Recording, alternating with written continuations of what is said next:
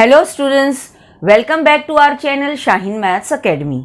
Students, last video में हमने quadratic equations इस चैप्टर का प्रैक्टिस सेट 2.6 जिसका क्वेश्चन नंबर 1 to 4 हमने कंप्लीट किया है। इसका लिंक आपको हमारे डिस्क्रिप्शन बॉक्स में मिल जाएगा। और स्टूडेंट्स, आज हम स्टार्ट करेंगे क्वाड्रेटिक इक्वेशंस प्रैक्टिस सेट 2.6 का क्वेश्चन नंबर 5 हम स्टार्ट करते हैं। तो चलिए देखिए क्या है। स्टूडेंट्स, ये भी वर्ड प्रॉब्लम्स हैं। वर्ड प्रॉब्लम्स के लिए हमने आपको बताया है कि वर्ड प्रॉब्लम को देखकर आपको कंफ्यूज नहीं होना है, परेशान नहीं होना है, बल्कि उसको स्टेटमेंट्स को आपको अपनी लैंग्वेज में समझना है, उसके बाद सपोज करना है और फिर इक्वेशन बनाकर उसको सॉल्व करना है। तो चलिए देखते हैं हमारा क्वेश्चन नंबर 5 क्या है। देखिए students, Suyash scored 10 marks more in second test than that in the first। ठीक है, ये हमारा फर्स्ट स्टेटमेंट है। 5 times the score of the second test is the same as square of the score in the first test। Find his score in the first test। आपको सुयश ने first test में कितने marks लिए हैं वो बताना है। देखिए, बहुत सिंपल क्वेश्चन है। आपको जो पूछा गया है, जो फाइंड आउट करना है, उसी को हमको लेट करना है। तो चलिए हम इसका सॉल्यूशन देखते हैं। हम पहले लेट करेंगे। देखिए, आपको क्या कहा है, find his score in first test. तो हम लेट करेंगे, लेट सुयश स्कोर्ड। ठीक है student, let Suyash scored x marks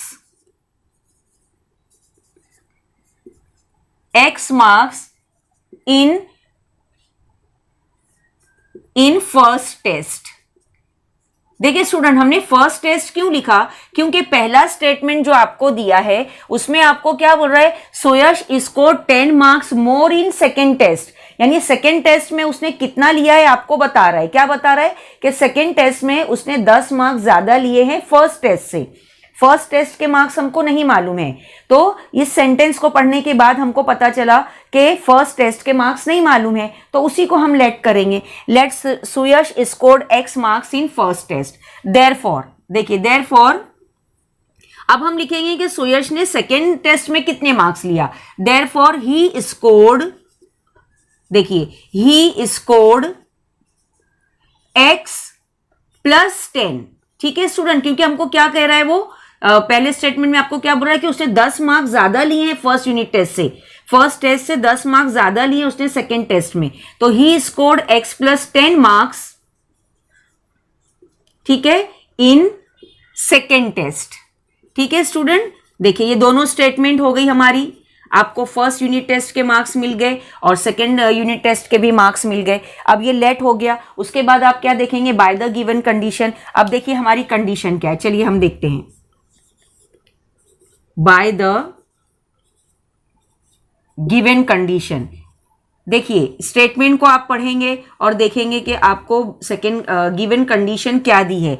equation बनाने के लिए आपको देखना है। तो देखिए क्या बोल रहा है वो, 5 times the score of the second test. देखिए students, therefore 5 times the score of the second test. तो सेकेंड टेस्ट में क्या मार्क्स लिए सुयश ने, x + 10 लिए, है ना। तो वो हमने लिखा is the same as square of, देखिए square of the score in the first test. Suyash ने सेकेंड टेस्ट जो था उसका 5 times is square of the first test के मार्क्स हो गए। ठीक है, ये हमारा जो सेकेंड स्टेटमेंट था उससे हमने देखिए ये कंडीशन बनाई। ठीक है, अब देखिए इसके बाद आप क्या करेंगे, बहुत इजी हो जाता है। देखिए आप इसको ओपन करेंगे, 5x + 5 10 = 50, ये हो गया x²। अब आपको मालूम है स्टूडेंट्स, क्वाड्रेटिक इक्वेशन हमको बनानी है। क्वाड्रेटिक इक्वेशन बनाने के लिए x² जो है वो हमेशा लेफ्ट पर होता है। तो हम यहाँ पर क्या करते हैं, देखिए x² है तो ये सब नंबर्स उसके पास जाकर माइनस हो जाएंगे। ठीक है, देखिए हम इसको इस तरीके से लिख रहे हैं, x² - 5x हो जाएगा, -50 हो जाएगा और = 0। ठीक है स्टूडेंट्स, ये सब नंबर हमने शिफ्ट किए हैं इस तरफ, तो -5x हो गया, -50 हो गया इज इक्वल टू 0। फिर उसके बाद देखिए अब ये हमारी इक्वेशन हो गई क्वाड्रेटिक इक्वेशन। तो आपको हमने बताया है बाय फैक्टराइजेशन कैसे करना है। चलिए हम देखते हैं यहाँ पर बाय फैक्टराइजेशन हम इसको कैसे करेंगे। देखिए स्टूडेंट्स, आपको ये भी मालूम है 50 1 ज़ा 50, ये -50 हो गया।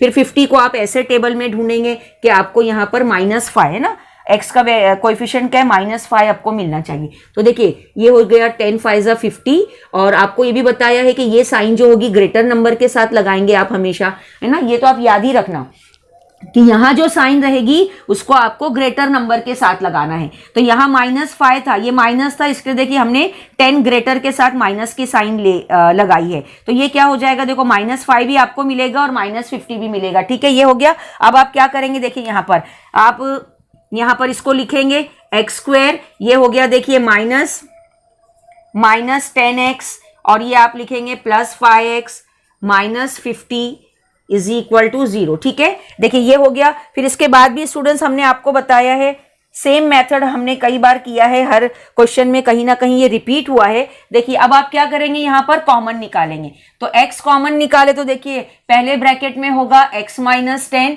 ठीक है स्टूडेंट, अब देखिए यहाँ से +5 कॉमन आएगा, +5 अगर हम कॉमन निकालते हैं तो सेम ब्रैकेट आपको मिलेगा x -10, ठीक है, इज इक्वल टू 0। ओके, फिर देखिए यहाँ पर अब x -10 हो गया, सेम ब्रैकेट बन गया है, तो आप इसको कॉमन ले लेंगे, x -10 को आप कॉमन ले लेंगे। तो अब देखिए x -10 और सेकेंड ब्रैकेट में आप क्या लिखेंगे, x +5 इज इक्वल टू 0। फिर स्टूडेंट इसको आप कैसे करते हैं, आपको मालूम है, एक पहले आप लिखेंगे या तो x -10 0 होगा, या फिर आप लिखेंगे x +5 0 होगा। ठीक है, ये भी हो गया। अब देखिए आप इसको शिफ्ट करेंगे तो ये हो जाएगा x इज इक्वल टू 10, है ना, यहाँ शिफ्ट हो गया। और यहाँ पर देखिए और x इज इक्वल टू +5 यहाँ आकर हो जाएगा -5। तो हमने यहाँ पर देखिए x की दोनों वैल्यू फाइंड आउट की, 10 और -5। अब देखिए स्टूडेंट, आपको क्या पूछा है कि सोयश को फर्स्ट टेस्ट में कितने मार्क्स मिले हैं। अब आपको दो यहाँ पर वैल्यू मिली है, 10 और -5। तो -5 जो है वो मार्क्स तो हो ही नहीं सकता यूनिट टेस्ट में, है ना, माइनस में मार्क्स। तो हम यहाँ पर क्या लिखेंगे, बट यहाँ पर आप लिखेंगे therefore Suyash scored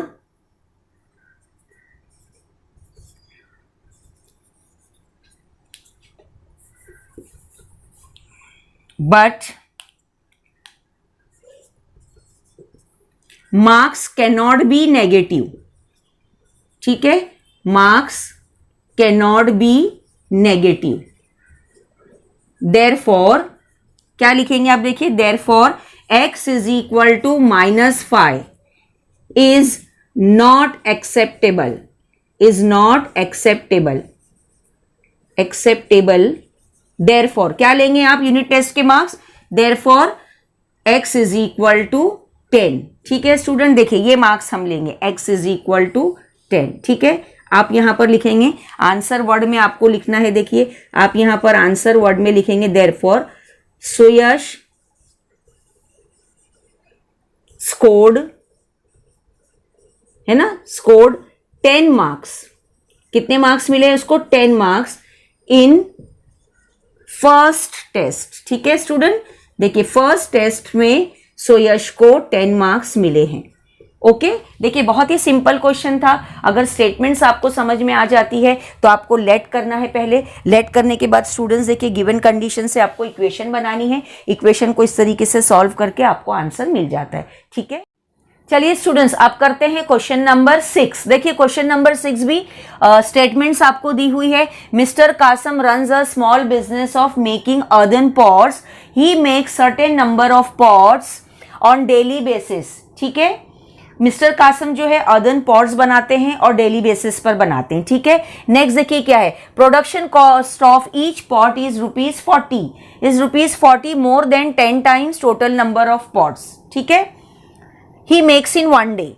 If production cost of all pots per day is ₹600, find production cost of one pot and number of pots he makes per day। Students देखिए अब स्टेटमेंट्स हैं, बहुत सारी स्टेटमेंट है। हर स्टेटमेंट को हमने आपको बताया कि आप उसको पहले समझिए, उसके बाद सपोज कीजिए। सपोज करने के लिए भी आपको क्या बताया है, आप क्या फाइंड आउट करना है वो देखिए और उसको आप सपोज कीजिए। तो चलिए हम देखते हैं हमको यहाँ पर क्या फाइंड आउट करना है।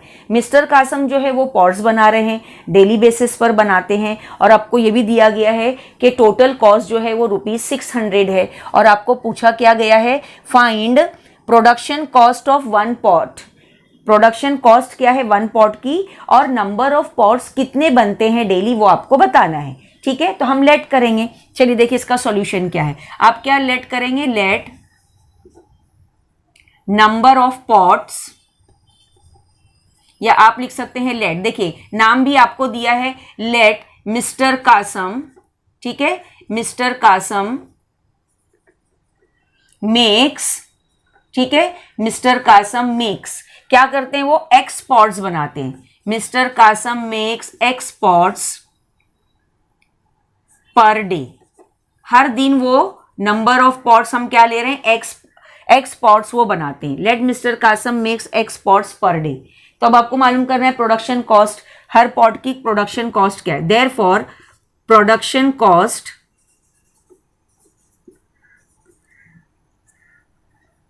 देखिए, production cost of each pot क्या कह रहा है, देखो आप वहां देख सकते हैं स्टेटमेंट में आपको क्या दिया हुआ है। क्या बोल रहा है, he make certain number of pots per daily basis, production cost of each pot is 40 more.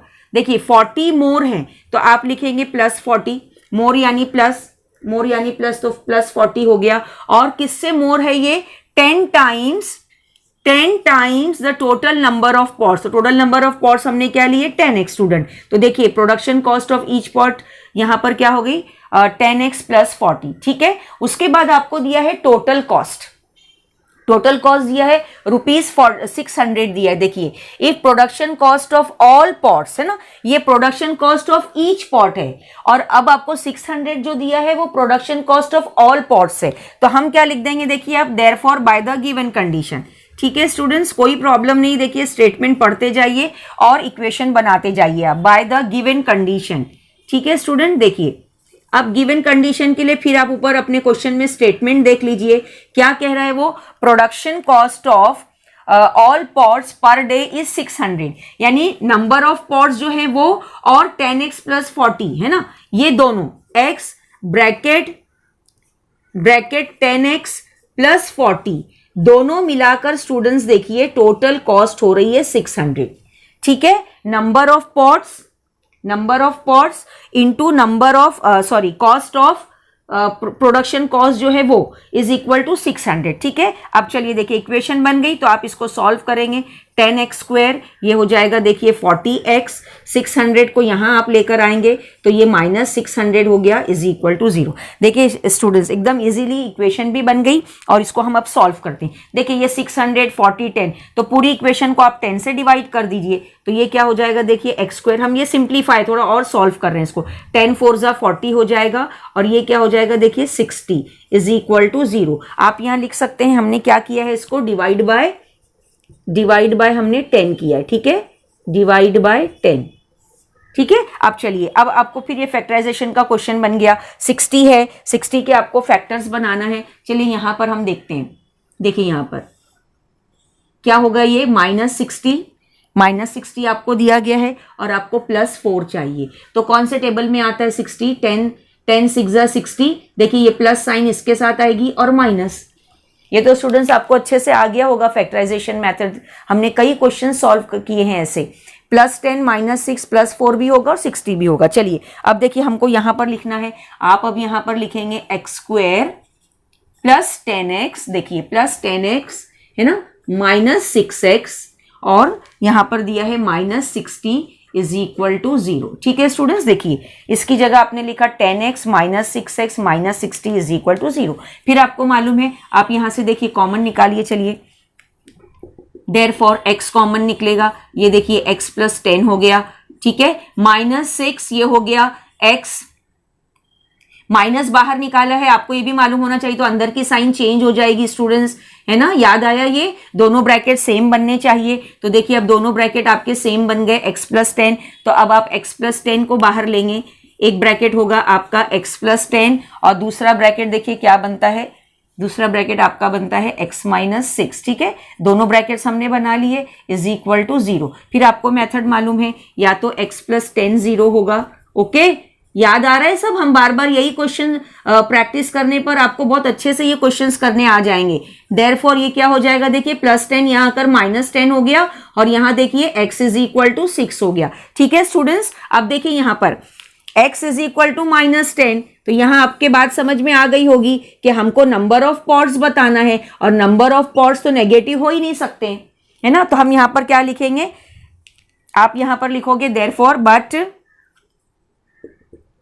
But number of pots, बहुत आसान क्वेश्चन है student, very easy, but number of pots can not be negative, cannot be, देखिए negative. ठीक है, ये negative नहीं हो सकते नंबर ऑफ पॉट्स। देयरफॉर क्या आंसर होगा, देयरफॉर देखिए x is equal to minus 10, पहले आप लिख देंगे इज अनएक्सेप्टेबल। हाँ, इज अनएक्सेप्टेबल, आप उसकी जगह नॉट एक्सेप्टेबल भी लिख सकते हैं, जो आपको इजी और कन्वीनियंट है वो आप लिखिए, is unacceptable. Therefore actual value आप क्या लेंगे, x इज इक्वल टू 6। देखा स्टूडेंट्स, आपने इस तरीके से हमने x की वैल्यू हमने फाइंड आउट की, नंबर ऑफ पॉट्स इज 6। ठीक है, लेकिन आपको क्या बोला है, find production cost of 1 pot and number of pots he makes पर डे। तो पर डे वो 6 बना रहा है, अब आपको क्या फाइंड आउट करना है, उसकी कॉस्ट भी आपको फाइंड आउट करनी है स्टूडेंट्स। तो चलिए हम देखें यहां पर कॉस्ट फाइंड आउट कर लेते हैं। ठीक है, देखिए यहां पर कॉस्ट इज इक्वल, अब देखिए आपको कॉस्ट क्या दी है, cost of each pot, cost of each pot. ठीक है स्टूडेंट्स, देखिए कॉस्ट ऑफ ईच पॉट आपको यहां पर मिला है 10x प्लस 40 है। ओके, चलिए इसको सॉल्व करते हैं। देखिए 10x की वैल्यू आप क्या लेंगे 6, है ना, प्लस 40 इज इक्वल टू, देखिए यहां पर 10 6 60 प्लस 40। ओके, तो देखिए ये क्या आई है value, cost of each pot is 100। ये देखिए cost of each pot is 100। फिर आपको आंसर वर्ड में लिखना है बस, तो आप यहां पर आंसर वर्ड में लिखेंगे देयरफॉर नंबर ऑफ पॉट्स, ठीक है, number of pots he makes per day, है ना, is 6 and cost of each pot is ₹100। देखिए स्टूडेंट्स, मिल गया आपको आंसर। देखिए नंबर ऑफ पॉट्स 6 हैं और कॉस्ट जो हमने निकाली वो ₹100 है। तो ये क्वेश्चंस जो है इसी तरीके से आप स्टेटमेंट पढ़िए, इक्वेशन बनाइए और उसको सॉल्व कीजिए। ओके, चलिए स्टूडेंट्स आप करते हैं, देखिए प्रैक्टिस सेट 2.6 का क्वेश्चन नंबर 7। देखते हैं हम क्या है, इसकी स्टेटमेंट क्या है देखते हैं। चलिए क्या है क्वेश्चन, देखिए Prateek takes 8 hours to travel 36 kilometre downstream and return to the same spot. Prateek जो है ट्रेवल कर रहा है, वो बोट से ट्रेवल कर रहा है, 36 किलोमीटर का डिस्टेंस है और रिटर्न होता है वो सेम स्पॉट से। ठीक है, फिर आपको दिया the speed of the boat in still water is 12 kilometre per our. Speed of the boat आपको दी गई है 12 किलोमीटर पर आवर और क्वेश्चन है find the speed of water current. आपको वाटर का जो है उसकी स्पीड आपको फाइंड आउट करनी, find the speed of the water current. तो हमने आपको बताया स्टेटमेंट को आप पढ़िए, समझिए और जो फाइंड आउट करना है उसको आप लेट कीजिए। तो हम यहाँ पर किसको लेट करेंगे स्टूडेंट्स, देखिए लेट, ठीक है, लेट सॉल्यूशन देखिए इसका, late the speed of water current. ठीक है, स्पीड ऑफ वाटर करंट। अब आपको ये मालूम होना चाहिए कि जब आप स्पीड लिखेंगे, speed of water current bx, तो उसकी यूनिट भी लिखेंगे आप x किलोमीटर पर आवर। ठीक है, ये हमने लेट कर लिया स्पीड को। अब देखिए स्टूडेंट, इस क्वेश्चन में दो चीजें समझने की हैं। एक तो जो आपको दिया गया है डाउन स्ट्रीम, तो डाउन स्ट्रीम का क्या मतलब होता है इसको आप समझिए। डाउन स्ट्रीम मीन्स जैसे प्रतीक जो है, देखिए यहां पर अगर ये प्रतीक ठीक है, ये जो है ट्रैवल कर रहा है, ठीक है, ट्रैवल कर रहा है किसी स्पॉट की तरफ। 36 किलोमीटर का डिस्टेंस जब वो ट्रैवल करता है तो इस स्पॉट पर पहुंच जाता है, ठीक है। फिर यहां से वो क्या होता है, बैक भी होता है and return to the same spot. अगर उसने यहां से स्टार्ट किया है, यहां तक गया, फिर रिटर्न भी होता है, ठीक है। तो यहां पर वो बोट से ट्रैवल कर रहा है। तो बोट से जब वो ट्रैवल कर रहा है तो डाउन स्ट्रीम आपको क्वेश्चन में दिया है, डाउन स्ट्रीम है। तो डाउन स्ट्रीम मीन्स बोट अगर ऐसे जा रही है तो पानी भी जो है उसी तरफ पानी भी उसी तरफ जा रहा है, यानी बोट और पानी दोनों एक ही तरफ जा रहे हैं, ये डाउन स्ट्रीम होता है। और अप स्ट्रीम में क्या होता है, जब वो बैक होगा तो बोट इस तरफ आएगी लेकिन पानी जो है इस तरफ जाता है। तो उस वक्त क्या होता है, अपस्ट्रीम में जो है स्पीड जो है दोनों की माइनस हो जाती है और डाउन स्ट्रीम में दोनों एक ही तरफ जा रहे हैं, बोट भी और पानी का बहाव भी उसी तरफ है। तो उस सूरत में क्या होता है, देखिए दोनों की स्पीड जो है प्लस होती है। तो ये आपको याद रखना है, डाउन स्ट्रीम मीन्स एक ही तरफ, बोट भी एक ही तरफ, पानी भी एक ही तरफ जा रहा है। और अपस्ट्रीम में क्या होता है, बोट इस तरफ लेकिन पानी जो है दूसरी तरफ होता है, बहता है, ठीक है। तो चलिए, let the speed of water current be x kilometre per hour, therefore देखिए आप पहले लिखेंगे speed of boat, speed of boat downstream, ठीक है। डाउन स्ट्रीम में हम लिखेंगे स्पीड ऑफ बोट क्या होगी। तो देखिए यहां पर डाउन स्ट्रीम में स्पीड ऑफ बोट क्या हो जाएगी, ये आपको दिया गया स्पीड वो दी हुई है आपको 12 किलोमीटर पर आवर। तो 12 किलोमीटर पर आवर ये हो जाएगा 12 plus x kilometre per hour, ठीक है स्टूडेंट्स। देखिए speed of boat down stream, boat की स्पीड और पानी की स्पीड दोनों क्या होंगी, ऐड होंगी डाउन स्ट्रीम में। ये आपको याद रखना है स्टूडेंट्स। हाँ, अब आपको ये समझ में आ गया होगा डाउन स्ट्रीम का मतलब। इसी तरीके से चलिए हम लिखेंगे स्पीड ऑफ, देखिए स्पीड ऑफ बोट जब वो बैक होगा प्रतीक तब आपको बताना है स्पीड ऑफ बोट अपस्ट्रीम, ठीक है। अपस्ट्रीम में क्या होगा स्टूडेंट्स, अभी हमने आपको समझाया, देखिए is equal to 12 minus x हो जाएगी स्पीड, 12 minus x bracket kilometre per hour, ठीक है स्टूडेंट्स। ये दोनों चीजें आपको समझ में आई होगी कि अपस्ट्रीम और डाउन स्ट्रीम में आपको क्या करना है। डाउन स्ट्रीम में जो है प्लस होगा और अपस्ट्रीम में माइनस होगा, ये हो गया। अब देखिए फ्रॉम द गिवन कंडीशन, चलिए देखिए अब आपको कंडीशन में क्या बोल रहा है, from the given condition. Question को आप पढ़ते रहिए, स्टेटमेंट्स को आप 2 से 3 बार पढ़ेंगे तो आपको ये क्वेश्चन जरूर समझ में आएगा। From the given condition, condition में देखिए क्या बोल रहा है, प्रतीक को 8 आवर्स लगते हैं, 8 hours to travel 36 kilometre. 36 kilometre क्या है स्टूडेंट्स, देखिए डिस्टेंस है, ठीक है। चलिए यहां देखिए डिस्टेंस है 36 किलोमीटर और आपको हमने बताया इस क्वेश्चन में डिस्टेंस भी है स्पीड भी है। तो आपने स्पीड का फॉर्मूला किया है स्टूडेंट्स, डिस्टेंस अपॉन टाइम, याद आया आपको, आपने ये फॉर्मूला किया है, साइंस में भी किया और हमने इसके पहले चैप्टर में भी हमने ये फॉर्मूला यूज किया है, speed is equal to distance upon time. तो फ्रॉम द गिवन कंडीशन देखिए यहां पर आपको टाइम दिया गया है 8 आवर्स, ठीक है। तो टाइम को अगर आप यहां लेकर आएंगे तो फॉर्मूला क्या हो जाएगा, डिस्टेंस अपॉन स्पीड हो जाएगा।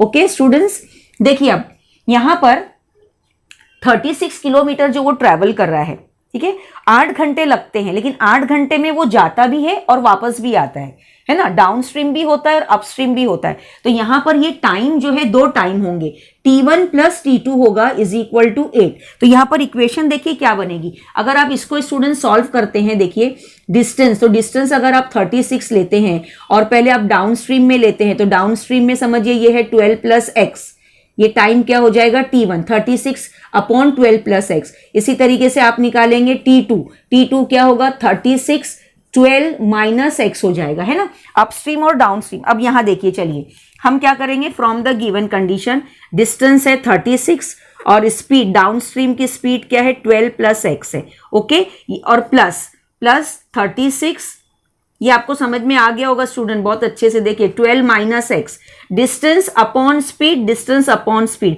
ये डाउन स्ट्रीम है और ये क्या है, ये टाइम डाउन स्ट्रीम का है और ये किसका है, अपस्ट्रीम का है। और टोटल टाइम हमको कितना लगता है 8 आवर्स।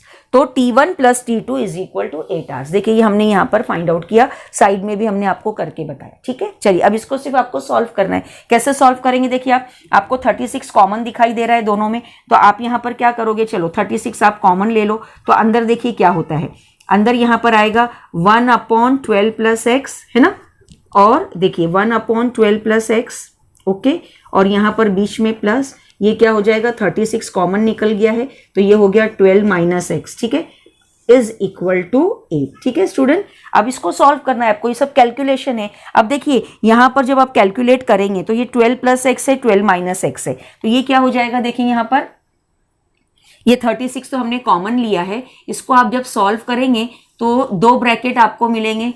ठीक है, ये देखिए इसको आप इस तरीके से भी कर सकते हैं, 12 प्लस एक्स, ओके, और ये सेकेंड ब्रैकेट क्या है, 12 माइनस एक्स। ठीक है, तो ऊपर क्या होगा, देखिए ये क्रॉस मल्टीप्लाई होगा, 12 माइनस एक्स से ये मल्टीप्लाई होगा और ये 12 प्लस एक्स से मल्टीप्लाई होगा, तो ये क्या हो गया, 12 माइनस एक्स, बीच में प्लस है, ये हो गया 12 प्लस एक्स। ओके, ये कैलकुलेशंस आपको आते होंगे स्टूडेंट्स, इज इक्वल टू आना ही चाहिए, ये सब रिपीटेशन है कैलकुलेशन का। देयरफॉर चलिए अब देखिए यहाँ पर ये 36 हमने वैसे ही लिखा। ठीक है, अब देखिए ये माइनस एक्स से प्लस एक्स कैंसिल हो गया, ये 12 प्लस 12 कितना हो गया, 24, है ना, और नीचे अगर आप देखो तो ये फॉर्मूला है a plus b a minus b, याद आया students, a plus b a minus b का formula a square minus b square, यानी यहाँ पर क्या होगा, 12 का स्क्वायर होगा, ये 12 का स्क्वायर 144 और माइनस क्या हो जाएगा, ये एक्स स्क्वायर। ठीक है, इज इक्वल टू 8 हो गया ये। अब देखिए अब इसको आप क्या करेंगे, इसको आप सॉल्व कीजिए। वैसे आप देखिए इसको कैंसिल भी कर सकते हैं आप, 8 1 जा 8 और ये क्या हो जाएगा, 8 3 जा 24। ठीक है, पहले चलिए इसको हम क्रॉस मल्टीप्लाई कर लेते हैं। देखिए ये 36 इंटू 24 हम यहीं रख रहे हैं और ये 8 है और ये 144 माइनस एक्स को हम यहाँ क्रॉस मल्टीप्लाई कर देते हैं। ठीक है, 144 माइनस एक्स स्क्वायर, ये कैलकुलेशन आप समझिए इसको। हाँ, अब हम क्या करेंगे, देखिए 36 इंटू 24 और देखिए अपॉन में 8 आ जाएगा, यहाँ मल्टीप्लीकेशन में है तो ये अपॉन में आ गया 144 माइनस एक्स स्क्वायर। ओके, अब देखिए ये 8 1 जा 8, 8 3 जा 24, तो ये कितना हो गया, देखिए दोनों को मल्टीप्लाई कीजिए अब, तो ये 108 हो गया और यहाँ पर क्या है 144 माइनस एक्स स्क्वायर। ठीक है स्टूडेंट्स, अब आपको इसको सॉल्व करना है। देखिए ये माइनस एक्स स्क्वायर है, एक्स स्क्वायर पॉजिटिव होना चाहिए, तो हम इसको यहाँ लेकर आ जाते हैं। देखिए ये एक्स स्क्वायर हो गया और ये क्या हो जाएगा, देखिए 144 माइनस 108। ठीक है, तो देखिए आपको क्या वैल्यू मिलती है, 144 में से आप 108 निकालिए तो आपको ये मिलेगा 36। ठीक है, 36 हो गया। देयरफॉर अब आप टेकिंग स्क्वायर रूट कीजिए तो ये क्या हो जाएगा, प्लस माइनस 6 हो जाएगा। आप यहां पर लिखेंगे, हमने क्या किया, यहां पर आपने किया है स्क्वायर रूट लिया है आपने, टेकिंग स्क्वायर रूट। ओके, है ना, टेकिंग स्क्वायर रूट। तो x की 2 वैल्यू आपको मिल गई स्टूडेंट्स, देखिए x की वैल्यू आपको मिल रही है 6 और x की वैल्यू आपको मिल रही है -6। ठीक है, फिर आपको मालूम है इसके बाद क्या लिखना है, आपको समझ में आ गया होगा। हमको क्या पूछा है, speed of the water current, और वाटर करंट की हमने स्पीड लेट की थी x, है ना, but the speed can not be negative, speed negative नहीं हो सकती है, तो फिर आंसर हमको क्या मिलेगा, 6 किलोमीटर पर आवर। ठीक है, तो अब आप यहां पर लिखेंगे इसके बाद, देखिए बट, ठीक है, but speed can not be negative, speed can not be negative. Okay, अब ये सब आपको याद हो गया होगा, speed can not be negative, therefore x is equal to 6। Okay, ये x इज इक्वल टू 6। फिर आप वर्ड में भी आंसर लिख सकते हैं इसका, therefore speed of water current, ठीक है students, water current is 6 kilometre per hour. ठीक है, देखिए इस तरीके से हमने ये क्वेश्चन सॉल्व किया। आपको लग रहा होगा डिफिकल्ट, लेकिन जिस तरीके से हमने बताया आप उसको याद रखिए। लेट किया हमने, जो फाइंड आउट करना था उसको, उसके बाद डाउन स्ट्रीम और अप स्ट्रीम हमने अच्छे से आपको समझाया, दोनों याद रखना है। डाउन स्ट्रीम में ये प्लस होता है स्पीड, और अप स्ट्रीम में स्पीड जो है माइनस होती। फिर कंडीशन जो थी, कंडीशन से हमने देखिए इक्वेशन फॉर्म की, इक्वेशन फॉर्म करके इस तरीके से हमने इसको सॉल्व किया, और speed of the water current is 6 kilometre per our हमको मिला है। ठीक है स्टूडेंट्स, आपको हमारा ये वीडियो पसंद आया है तो आप इसे लाइक कीजिए, शेयर कीजिए और सब्सक्राइब करना ना भूलिए। देखते रहिए Shaheen maths academy. Thank you for watching.